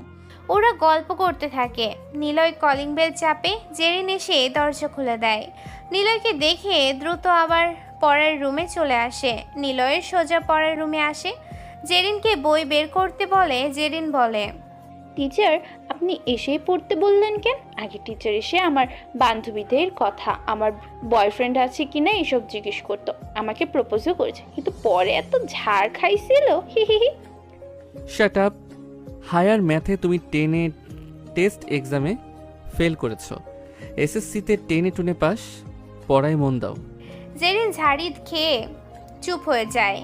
নিলয়ের আড়ালে জিভ বের করে ভেঙচি কেটে দেয়, তারপর একাই হাসে। জেরিন নিলয়ের ঝাড়ি খেয়ে বই মেলে ম্যাথ শুরু করে। নিলয় চুপচাপ বসে আছে, কেমন টিচার, একটু ফ্রেন্ডলি না। জেরিন বলে, টিচার আপনি এমন গম্ভীর কেন? একটু ফ্রেন্ডলি হতে পারেন না? আমি তো ফ্রেন্ডলি, তবে মেয়ে স্টুডেন্টের সাথে না, ছেলে স্টুডেন্টের সাথে। তোমার বাবাকে বলেছিলাম মেয়েদের পড়াই না আমি, উনি শুনলেন না, ঠিকানা ধরিয়ে দিয়ে এখানে আসতে বলে দিয়েছেন। কপাল ভালো আপনি আমার টিচার। কেন? আমার আপু টিচার হলে পরদিনই বলতেন কাকা আপন প্রাণ বাঁচা। ও, তার মানে তোমার আপু কি ফাজিল নাকি? প্রচুর। ইলিনা আপু টিচারদের নাকাচুবুনি খাইয়েছে কত। আর তাছাড়া এখনো কপাল ভালো আপনার ওনার সাথে দেখা হয়নি একবারও। আপনি যে সময়টাতে আসেন ঠিক তার 30 মিনিট আগে থাকতে উনি চলে যায়, এর জন্য দেখা হয়নি কোনোদিন। আচ্ছা বাদ দাও, ম্যাথ করে আনবা, কালকে 30টা ম্যাথ করে আনবা, ঠিক আছে? কিন্তু টিচার আমি তো এখনো সবটা করিনি, যদি সমস্যা হয় আপনাকে কি কল করব? সমস্যা হবে না, কল করার দরকার নেই। আচ্ছা তাহলে যেগুলো হবে না করব না, ওকে? নিলয় চলে যায়। জেরিন কি আর করবে? বসে বসে অঙ্ক করতে থাকে। পুরো দেশে এখন ভাইরাল নিউজ হয়ে গেছে নগর হাসপাতাল বন্ধের বিষয়টা। তবে সবচেয়ে বেশি রিলস ভিডিও ভাইরাল হয়েছে অপ্রত্যাশিত বিকেল আইডিতে আপলোডকৃত রিলস ভিডিওটা। সব নিউজ চ্যানেল তাদের ভিডিও শুরু করার আগেই স্টাইলিশভাবে এন্ট্রির ভিডিও ক্লিপ দিয়ে শুরু করেছে। নিশি পুরো ভাইরাল হয়ে যায়। সব কিছু স্বরাষ্ট্রমন্ত্রী দেখতে থাকে, পলাশকে কল করে। শুয়োরের বাচ্চা, আমি তোকে টাকা দিই কেন? সবার মুখ বন্ধ রাখার জন্য, তাই না? আমার গোডাউনে কোটি টাকার মেডিসিন পড়ে আছে, যা সিল করে দেওয়ার জন্য পুলিশ পিছনে পড়েছে। যদি আমার নাম আসে তোকে মেরে ফেলবো বলে দিলাম। সব কিছু বন্ধ কর জলদি। এই নিশিটা কে সে? এত সাহস কোথা থেকে পায়? কিভাবে সে হাসপাতালে প্রবেশ করে? সে কি আমাদের দলের চেয়ারম্যান? তোরে যে কি করব, নিশিকে মেরে ফেল, গাড়ি চাপা দিয়ে মেরে ফেল এখনই। তাহলে ওর মরাটাকে অ্যাক্সিডেন্টে বলে চালানো যাবে। আমি কুমারকে দেখছি। গালি ফোন কেটে দেয়। এদিকে হানিফের মেয়েকে মারা হয়েছে, সেই অপরাধে ডাক্তার কুমারকে ধরেছে পুলিশ। কুমার জানায়, প্রথমে মেয়েটা চেক আপ করি, ওর একটা কিডনি ড্যামেজ হচ্ছিল, পরে অপারেশনের জন্য নিয়ে যাই, কিন্তু আমি তাকে দর্শন করি। কুমার আর কিছু বলার সুযোগ পায় না। একটা গুলি ওর কপালে এসে লাগে। দুজন বাইকার এসে কুমারকে গুলি করে বাইক নিয়ে সেখান থেকে চলে যায়। পুলিশরা শুধু চেয়ে চেয়ে দেখতে থাকে। নিশিরা বসে আছে। নিলয়কে আসতে দেখে মারিয়াকে ডাক দেয় জিসান। নিলয় এসে অটো স্ট্যান্ডে দাঁড়ায়, কিন্তু ওর গন্তব্যে কোনো অটো যেতে চাচ্ছে না। রোজই নিলয় একই প্রবলেম ফেস করে। আসার সময় এখানে সবাই আসতে চায়, কিন্তু ওর জায়গাতে যেতে চায় না। নিলয় আশেপাশে দেখছে আর একটু একটু করে হাঁটছে। হঠাৎ সে কারোর সাথে ধাক্কা খায়। নিলয় তাকিয়ে দেখে একটা মেয়ে রাস্তার ওপরে পড়ে আছে। নিলয় কিছু বলার আগেই মেয়েটা বলে, হেই, আপনি কি কানা? চোখে দেখতে পান না নাকি? হাসতো একটা মেয়েকে এসে ধাক্কা দিলেন। উফ! সরি, প্লিজ উঠুন। হাত বাড়াচ্ছেন? হাত ধরবো? কখনো না, নিজেই উঠতে পারবো। আচ্ছা। মারিয়া উঠে দাঁড়ালো। তখনই জিসান, বাদল আরও কয়েকটা ছেলে আসে সেখানে। মারিয়াকে বলে, কি রে, কি হয়েছে তোর? আরে দাঁড়িয়ে আছি, হঠাৎ সে আমাকে ধাক্কা দিল। কানা একটা। সরি বলেছে। কিসের সরি? ওর ধাক্কায় আমার হাত থেকে মাছের অ্যাকোরিয়ামটা পড়ে ভেঙে গেছে। নিলয় তাকায় পাশে। আসলেই তো ভাঙছে। নিলয় কি বলবে বুঝতে পারছে না। জিসান বলে, শালা জরিমানা দে, মেডিসিন খরচ দে। এ কি ভাই, তোমরা এমন করে কথা বলছো কেন? ভদ্রতা শিখনি? ভদ্রটা? বেটা বজ্জাত, মেয়ে দেখলে চোখ ছোচো করে, এসেই ধাক্কা দিলি, জিনিস নষ্ট করলি, এখন ভদ্রতা শেখাস? কিন্তু আমি তো। চুপ, দে 20,000 টাকা জরিমানা দে। 20,000? এত টাকা কেন? আমি চাইছি দে, না হলে বাজারের লোক ডেকে মার খাওয়াবো দেখবি। নিলয় কিছু বলতে পারে না। কি একটা ফ্যাসাদে পড়ল রে। এমনিতে এখানে সে পড়াতে আসে, আবার যদি এমন মেয়েলি কোনো কেলেঙ্কারির কথা যদি স্টুডেন্টদের বাড়িতে যায়, কি যে হবে। আশেপাশে তাকায় নিলয়। হঠাৎ নিশি আসে সেখানে। নিশি এসে বলে, কি ব্যাপার, কি হয়েছে? আপু, এই ছেলে মহাবজ্জাত একটা, দিনে দুপুরে মেয়েদের বিরক্ত করে। মেয়েটাকে এসে ধাক্কা দিয়ে বাজে কথা বলছে, মেয়েটার একুরিয়াম ভাঙছে। কি করবো এরে? পাবলিক দেখে কি পিটাবো? এই ছেলে এইসব কি? আপনাকে তো দেখে ভদ্র মনে হলো, তলে তলে কি এসব চলে? না মানে আসলে আমি মানে অটো মানে আমি মানে। কি মনে মনে শুরু করেছেন? কি বলবো বুঝতে পারছি না। জিসান, কি করবি? 30,000 টাকা জরিমানা দিতে হবে, নয়তো পাবলিকের পিটানাই হবে। পাবলিকের পিটানি প্লিজ? তাহলে জরিমানা? টাকা তো নেই। আব্বে তোরে হালা, কান ধরে উঠবস কর এখানে। এই না, ওরে দোকানের ভেতরে নিয়ে যা, সেখানে যা খুশি কর। নিলয়কে টানতে টানতে ফুচকার দোকানে আনা হয়। দোকানে নিলয়ের নাম করে 30 প্লেট ফুচকা অর্ডার দেওয়া হয়। তারপর 10 বার কান ধরে উঠবস করে সেখানে বের করে দেওয়া হয়। নিলয় চুপচাপ সেখান থেকে চলে আসে। তারা সব ফুচকা খায়। হঠাৎ নিশির মনে হয় নিলয়ের সাথে কাজটা করা একদমই ঠিক হয়নি, মজাটা বেশি হয়ে গেছে। আপু, কি ভাবছেন? ভাবছি ছেলেটার সাথে মজা করাটা বেশি হয়ে গেছে। হুম, আমারও তাই মনে হয়। চুপ, ঠিক আছে, সুযোগ পেলে আরও করব, কোনো কথা হবে না। থাপড়াবো ধরে। এমনটা আর করবো না, যা হবার হয়েছে। থাক, তোরা আজকে দ্রুত ফিরতে হবে, মনটা খারাপ লাগছে। বাবা আসবে বাসায়। আচ্ছা ঠিক আছে। নিশি চলে যায় বাড়িতে। নিলয়ও বাড়িতে আসে। বাড়ি বলতে বাসা বাড়ি এটা। নিলয় ভাড়াতে থাকে, 4 তলাতে থাকে সে। বারান্দায় এসে টেবিলে বসলো, চোখ দিয়ে পানি পড়ছে নিলয়ের। হঠাৎ করে এমন কিছু হবে নিলয়ের বুঝতেই পারেনি। একবার ভাবে আর পড়াতেই যাবে না নিলয়, কিন্তু পরক্ষণে নিলয় নিজেকে বোঝায় যা হবার হয়েছে। নিশিও বাড়িতে এসে নিলয়ের কথা ভাবছে। ছেলেটাকে বেশি কষ্ট দিয়ে ফেলেছে। যাওয়ার সময় একবার তাকিয়েছিল পেছনে, চোখে পানি টলমল করছিল, চাপা কান্না ছিল চোখে। এতটা বেশি মজা করাটা ঠিক হয়নি। আচ্ছা সরি বলে নিব, পরে দেখা হলে। এনিমাস, কই তুমি? আয়েশ সাহেব তার অফিসে সিসি ক্যামেরার সামনে দাঁড়িয়ে অ্যানিমাসকে ডাকে। তিনি জানেন তার অফিসের সবগুলো ক্যামেরা অ্যানিমাস হ্যাক করেছে। আয়েশ সাহেব ক্যামেরার সামনে দাঁড়িয়ে অ্যানিমাসকে ডাকে। আয়েশ সাহেব চেয়ারে এসে বসলো। কয়েক মিনিট পর তার ফোনে মেসেজ টোন বেজে ওঠে। আয়েশ কিছু বলতে যাবে তার আগে অ্যানিমাস বলে, আপনি তো আপনার ফোনে কারো নাম্বারে মেসেজ দিয়ে বলতে পারেন আমাকে খুঁজছেন, আমি বুঝে যাব আমাকে আপনি খুঁজছেন। তার মানে তুমি কি আমার ফোন হ্যাক করছো? পৃথিবীতে 2 ধরনের মানুষকে বিশ্বাস করতে নেই, একটা হলো মিষ্টি কথা বলা মানুষ, আর একটা হলো হ্যাকারকে। মিষ্টি কথা বলা মানুষও এক প্রকার হ্যাকার হয়, কারণ তারা মাইন্ড হ্যাক করতে পারে, সেই মাইন্ড থেকে মনকে বশ করে। এরা এমনি হ্যাকারদের থেকেও ডেঞ্জারাস, এদেরকে আবার এমনি মানুষরা ভালোবাসে। কিন্তু আমি যে তোমাকে ভালোবাসি এনি। অ্যানি? ওয়াও, সুন্দর নাম দিয়েছেন তো। আজকে আমি রাষ্ট্রপতির অ্যাকাউন্ট হ্যাক করব, সেটা গোটা দেশ লাইভ দেখবে। কেন? রাষ্ট্রপতি তো অনেক ভালো, দেশের জন্য কত কিছুই তো করলো। হ্যাকার আর খারাপ মানুষদের মধ্যে পার্থক্য কি জানেন? কি? হ্যাকার মুখোশ খুললে সাধারণ মানুষ, আর খারাপ মানুষ মুখোশ খুললে খারাপ মানুষই মনে হবে। তবে হ্যাঁ, খারাপ মানুষের চেহারা এমনিতেই মায়াবী হয়। বাদ দেন, ডেকেছেন কেন? নগর হাসপাতালের সমস্ত নেটওয়ার্ক ডাটাবেস আমার চাই। পেয়ে যাবেন। তারপর? অ্যানিমাসকে আয়েশ ব্লক করে দেয়। আয়েশ মুচকি হাসে। আয়েশ নিজেই তাকে ব্লক করলো। এটা দেখে অ্যানিমাসকে আয়েশ আসলেই চেনে না, তবে আয়েশকে অ্যানিমাস ভালো করেই চিনে। পরের দিন নিশি নিলয়ের জন্য অপেক্ষা করে, কিন্তু নিলয় আসে না।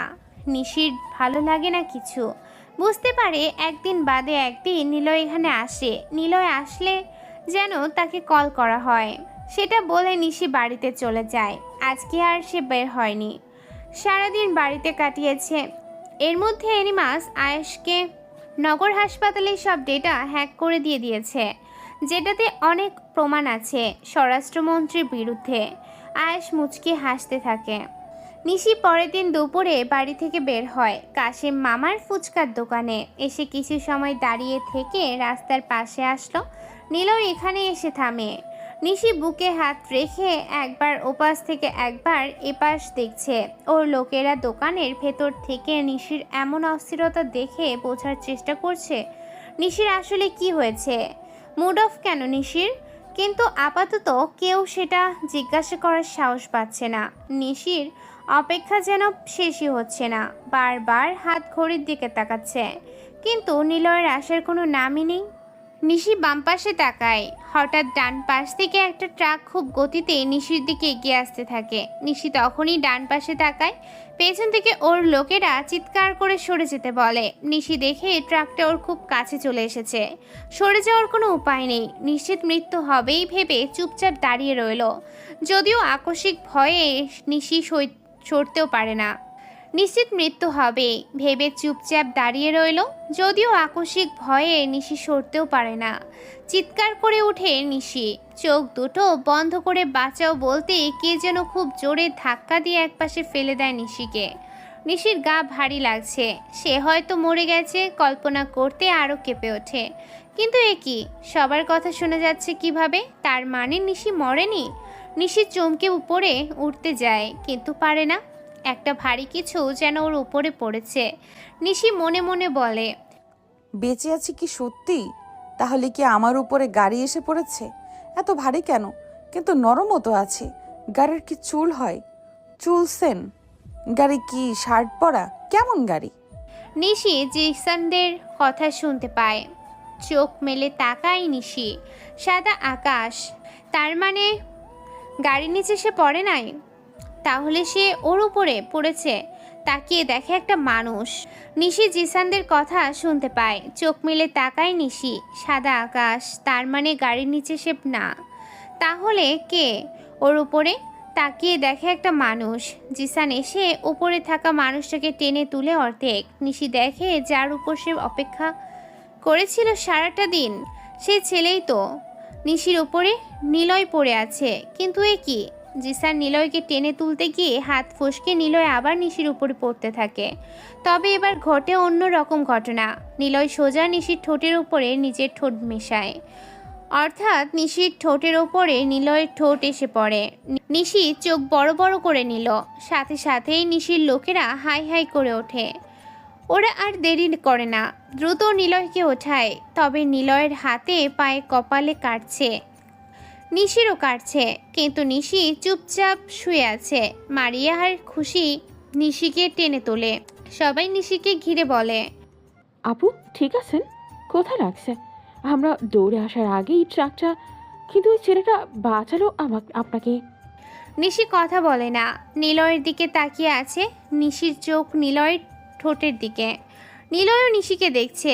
ওরা যে অ্যাক্সিডেন্ট করে মরতে যাচ্ছিল সেটা যেন ওদের মাথাতেই নেই, কিন্তু আকস্মিক চুমুতে ওরা যেন কোথায় হারিয়ে গেছে। নিশিকে মারিয়া ধাক্কা দেয়। ধাক্কা খেয়ে আবারও চমকায় নিশি। নিশি সবার দিকে তাকায়। আপু ঠিক আছে? হ্যাঁ, আমি ঠিক আছি। আমরা ভয় পেয়েছিলাম, মনে হয়েছিল আপনাকে হারাতে চলেছি। আপু হাত কেটে গেছে আপনার, পিছনে গলার কাছেও কাটছে। ডাক্তার ডাক। আমি ডাক্তার নিয়ে আসছি। এতক্ষণে অনেক মানুষ জড়ো হয়ে গেছে। নিশিকে পুরো ঘিরে রেখেছে সবাই। ডাক্তারকে নিয়ে আসে বাদল, কিন্তু সবাইকে সরিয়ে সে নিলয়কে খুঁজছে। কিন্তু নিলয় কোথায়? নিলয় আজকে আর পড়াতে যায়নি জেরিনকে। সে চলে এসেছে সোজা নিজের বাসায়। হাত পা কপালের অনেক জায়গাতে কাটছে নিলয়ের। নিশি প্রায় ট্রাকের নিচে চাপা পড়েছিল।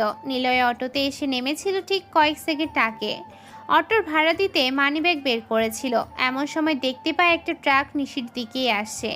নিলয় আর কোনো দিকে তাকায় না। গায়ে যতটা জোর ছিল সবটা প্রয়োগ করে নিলয় দৌড়ে যায়। ট্রাকটা নিশির গা ছুবে তার 5 সেকেন্ড আগে নিলয় ঝাঁপ দিয়ে নিশিকে নিয়ে পড়ে যায় দূরে। আর তখনই ট্রাকটা নিশির আগের জায়গাটা ক্রস করে। নিশি বেঁচে যায়। নিলয় ডাক্তারের থেকে মেডিসিন ব্যান্ডেজ নিয়ে রুমে এসে শুয়ে আছে। নিশিরও একই অবস্থা। তবে নিশি নিলয়ের কিসিং সিনটা ভুলতেই পারছে না। বাড়িতে এসে বিছানায় শুয়ে যতবারই চোখ বন্ধ করছে ততবারই নিশি নিলয়ের আকস্মিক কিসের দৃশ্যটা মনে পড়ে মুচকে এসেছে। ইস, ছেলেটা কি কিউট। তারপর পলাশ দুজন লোকের গালে ঠাস ঠাস করে চর বসিয়ে বলে। ট্রাকের ড্রাইভার দুজন এমপি পলাশের থেকে ঝাড়ি খেয়ে বেরিয়ে যায়। পলাশি লোক পাঠিয়েছিল নিশিকে মারার জন্য, কিন্তু ওরা ব্যর্থ হয়েছে নিলয়ের জন্যই। নিশিকে ওরা প্রায় মেরেই ফেলেছিল, কিন্তু কোথা থেকে একটা ছেলে এসে সব কিছু নষ্ট করে দেয়। পলাশ রেগে গিয়ে ফ্লোরে মদের গ্লাস ছুঁড়ে মারে। ড্যাড রিল্যাক্স, এত উত্তেজিত কেন হচ্ছ? মাথা ঠান্ডা করো, রাজনীতিতে এত উত্তেজিত হতে নেই। পলাশ সিঁড়ির দিকে তাকায়। কার ছোট ছেলে রাজ শুটবুট পরে দাঁড়িয়ে আছে। ধীর পায়ে হেঁটে পলাশের কাছে আসে, পলাশকে সোফাতে বসায়। রাজ মুচকি হেসে পলাশকে বলে, তুমি যত রাখবে তত অপোজিট পার্টির নেতারা তোমাকে সস্তা ভেবে নেবে, তার তোমার জায়গা থেকে সরাতে পারবে। আরে ড্যাড, একটু ভাবো না কেন? এখন তুমি যত জোর খাটাবে তত তোমার সমস্যা বাড়বে। ড্যাড, রাজনীতির মাঠে পা চাটতে হয়, পা চাটতেও হয়।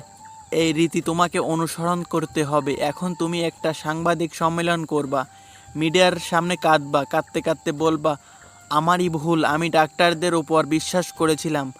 হাসপাতালের চেয়ারম্যান হওয়া সত্ত্বেও আমি রোগীদের খোঁজ খবর রাখতে পারিনি।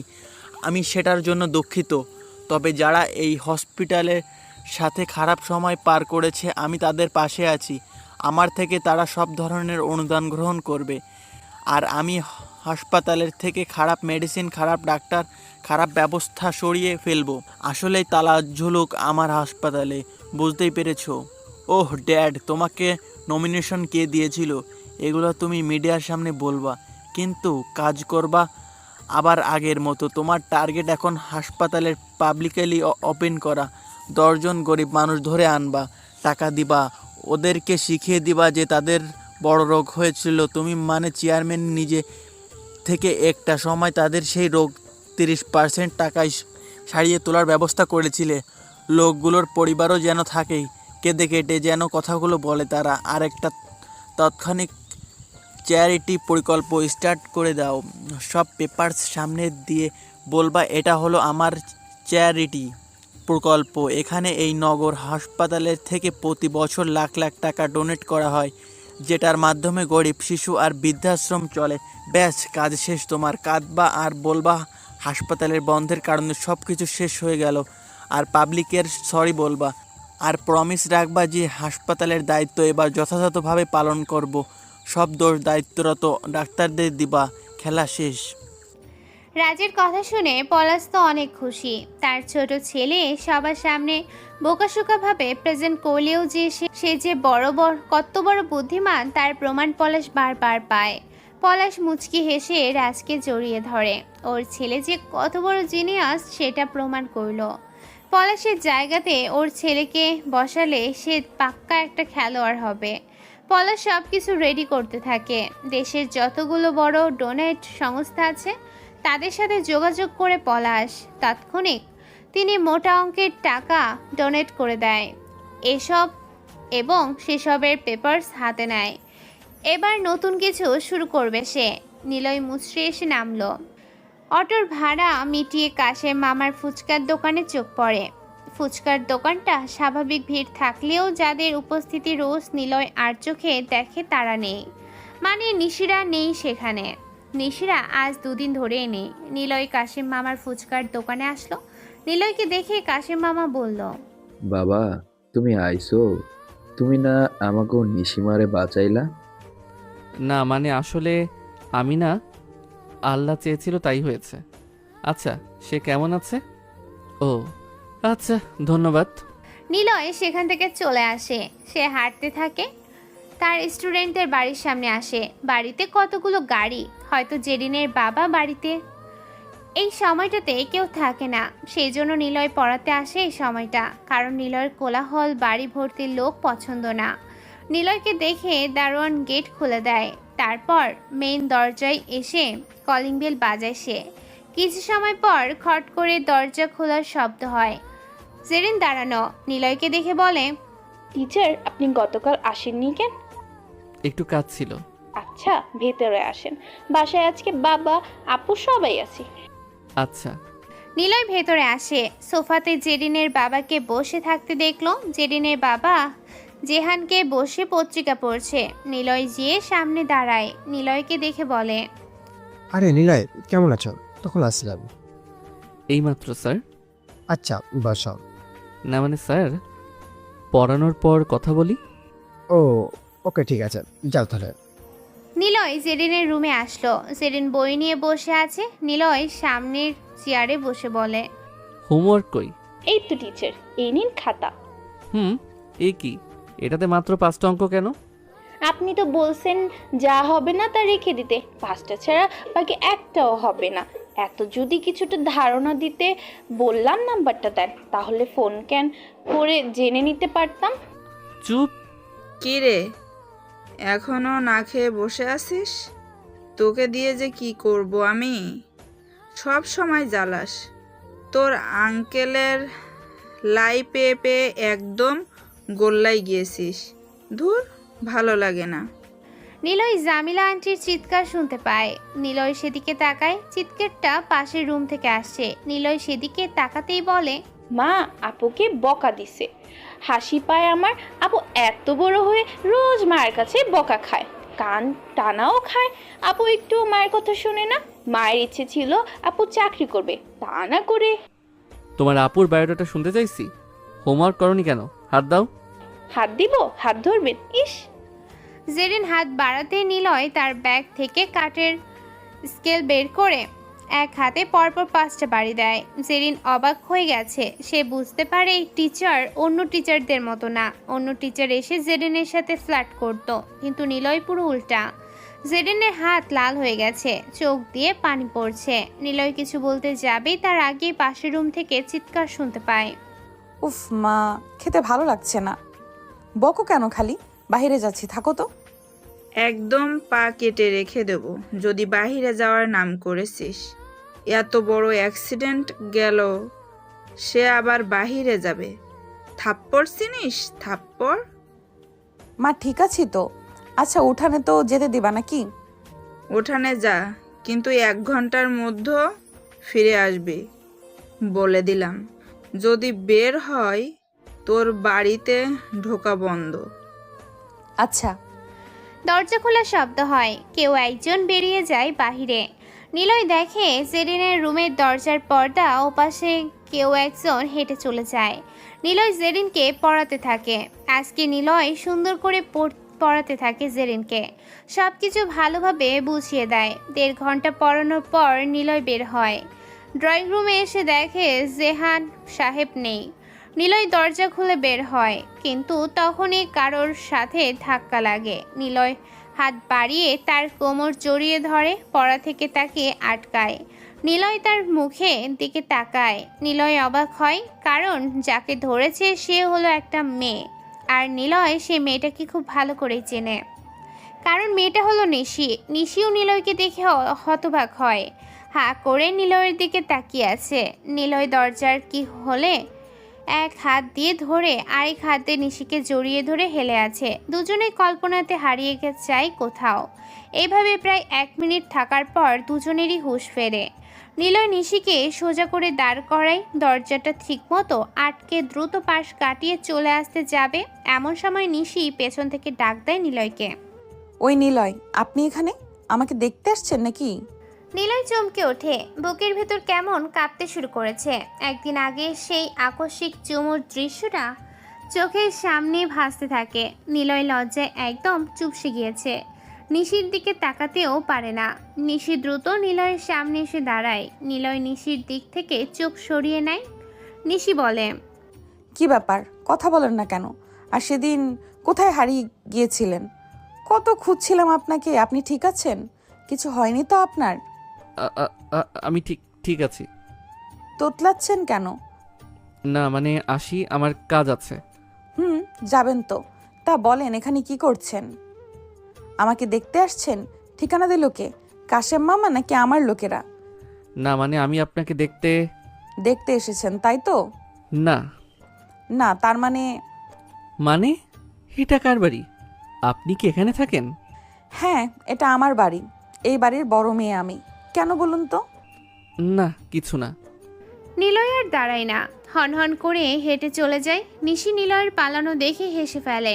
জামিলা বেগম নিচে আসে, নিশিকে উঠানে গেটের দিকে তাকিয়ে দাঁড়িয়ে থাকতে দেখে বলে, এখানে দাঁড়িয়ে কি করছিস? আরে মা, আমাকে যে ছেলেটা অ্যাক্সিডেন্টের দিন বাঁচালো, সেই ছেলেটা আসছিল আমাকে দেখতে। কি বলিস? আমাকে ডাকবি না কেন? ছেলেটাকে ধন্যবাদ দিতে হবে। খালি মুখে চলে গেল কেন? তুইও না কি করিস? মানুষটাকে ঠিক মতো মূল্যায়ন করতে পারিস না। এই মা, তুমি খালি বকা দাও কেন? কিন্তু সে বাড়ির ভেতরে কি করছিল? আমি তাকে বাড়ির ভেতর থেকে বের হতে দেখলাম, ধাক্কা খাইলাম দরজায়। মানে আমি যখন ঢুকতে যাব তখনই সে বের হয়ে যাচ্ছিল। কি করছিল ভেতরে? বাড়ির ভেতরে? তো লোকদের ও বাড়ির ভেতরে আসতে এখন বারণ করে দিয়েছি। তাহলে আর কে আসবে? কার অনুমতি আছে এখানে ঢোকার? তা আমি কি জানি? তুমি কার বার ঢুকতে বারণ করে কে ঢোকে জানি না। আমাদের বাড়ির সবাই। আর জেরিনের টিচার তো ঢুকবেই। জেরিনের টিচার? ওর জন্য টিচার কবে পেয়েছো? একদিনও তো বললে না। তোর সময় হয় নাকি বাড়িতে কি ঘটে সেটা জানার? যাই হোক, কাজ আছে আমার। তুই থাক তোর মতো। একটা কাজের না এই মেয়েটা। জামিলা বেগম চলে যায় এখান থেকে। নিশি কি করবে বুঝতে পারছে না। নিলয়ের কথা মনে পড়ছে। ছেলেটা বারবার তাকে সেভ করে। ছেলেটা বেশ অসাধারণ। সব টিভিতে একটা অ্যানিমেটেড মুভি দেখানো হচ্ছে। চ্যানেলগুলোর নিয়ন্ত্রণ নিয়ে নিয়েছে অ্যানিমাস। সেই অ্যানিমেটেড সিনেমাতে দেখানো হচ্ছে একটা ছেলে তার মাকে রাস্তার পাশে বসিয়ে রেখেছে। মাটা অনেক অসুস্থ। ছেলেটার ছোট 10 বছর বয়স। অসুস্থ মাকে ল্যাম্পপোস্টের নিচে রেখে ডাস্টবিনের দিকে যায়। অনেক মানুষ হেঁটে যায়। সবাই ছেলেটার দিকে তাকায়। ছেলেটা ডাস্টবিন থেকে খাবার কুড়িয়ে আনে, কিন্তু সেটা পচা বাসি খাবার। ছেলেটা যখন তার মায়ের কাছে আসে তখন কিছু পুলিশ এসে তার মাকে লাঠি দিয়ে মেরে সেখান থেকে সরে যেতে বলে। এর কারণ সেখানে রাষ্ট্রপতি আসবে। ছেলেটা পুলিশের হাতে পায়ে ধরতে থাকে। কিছু সময় পর সেখানে রাষ্ট্রপতি আসে। রাষ্ট্রপতির গাড়িতে রাষ্ট্রপতি লেখা। ছেলেটা সেই গাড়ির দিকে তাকিয়ে আছে। রাষ্ট্রপতি গাড়ি থেকে নামে। ছেলেটা গাড়ির কাছে যায়। রাষ্ট্রপতিকে অনুরোধ করে তার মায়ের জন্য খাবার কিনতে হবে টাকা দেওয়ার জন্য, কিন্তু রাষ্ট্রপতি ছেলেটাকে ধাক্কা দিয়ে সরিয়ে দেয়। তাকে সহ তার মাকে সেখান থেকে চলে যাওয়ার জন্য পুলিশদেরকে বলে। পুলিশগুলো গিয়ে ওদের লাঠি দিয়ে পেটাতে থাকে। সেখানেই পিচ্চি ছেলেটার মা লাঠির আঘাতে মারা যায়। ছেলেটা ইট নিয়ে রাষ্ট্রপতির গাড়ির কাছে ছুঁড়ে মারে আর গাড়ির কাঁচ ভেঙে যায়। তারপর ছেলেটা দৌড়ে পালায়, পেছনে তাকায় না সে। এরপর হঠাৎ টিভির স্ক্রিন থেকে কেমন ঝিরঝির করে ওঠে কয়েকবার। তারপর হঠাৎ করে স্ক্রিনে অ্যানিমাসকে চলে আসে। সবাই ভয় পায়। অ্যানিমাস স্ক্রিনে এসে বলে, A devil who lost paradise at the beginning of creation because of his arrogance. Devil has come to make people devil. Now I have become a devil too, so my name is Animus. Live চলছে টিভিতে। অ্যানিমাস বসে আছে তার পেসির সামনে। স্ক্রিনের একপাশ কর্ণফুলী ব্যাংকের দৃশ্য। Main স্ক্রিনে ব্যাংকের অনলাইন সব ডেটা অ্যানিমাস তার কাছে নিয়ে নিয়েছে। ব্যাংকের ম্যানেজার, মালিক, এমনকি যাদের অ্যাকাউন্ট আছে সবাই টিভিতে লাইভ দেখছে, কিন্তু কেউ কিছু করতে পারছে না। অ্যানিমাস থামে, সবার উদ্দেশ্যে বলে,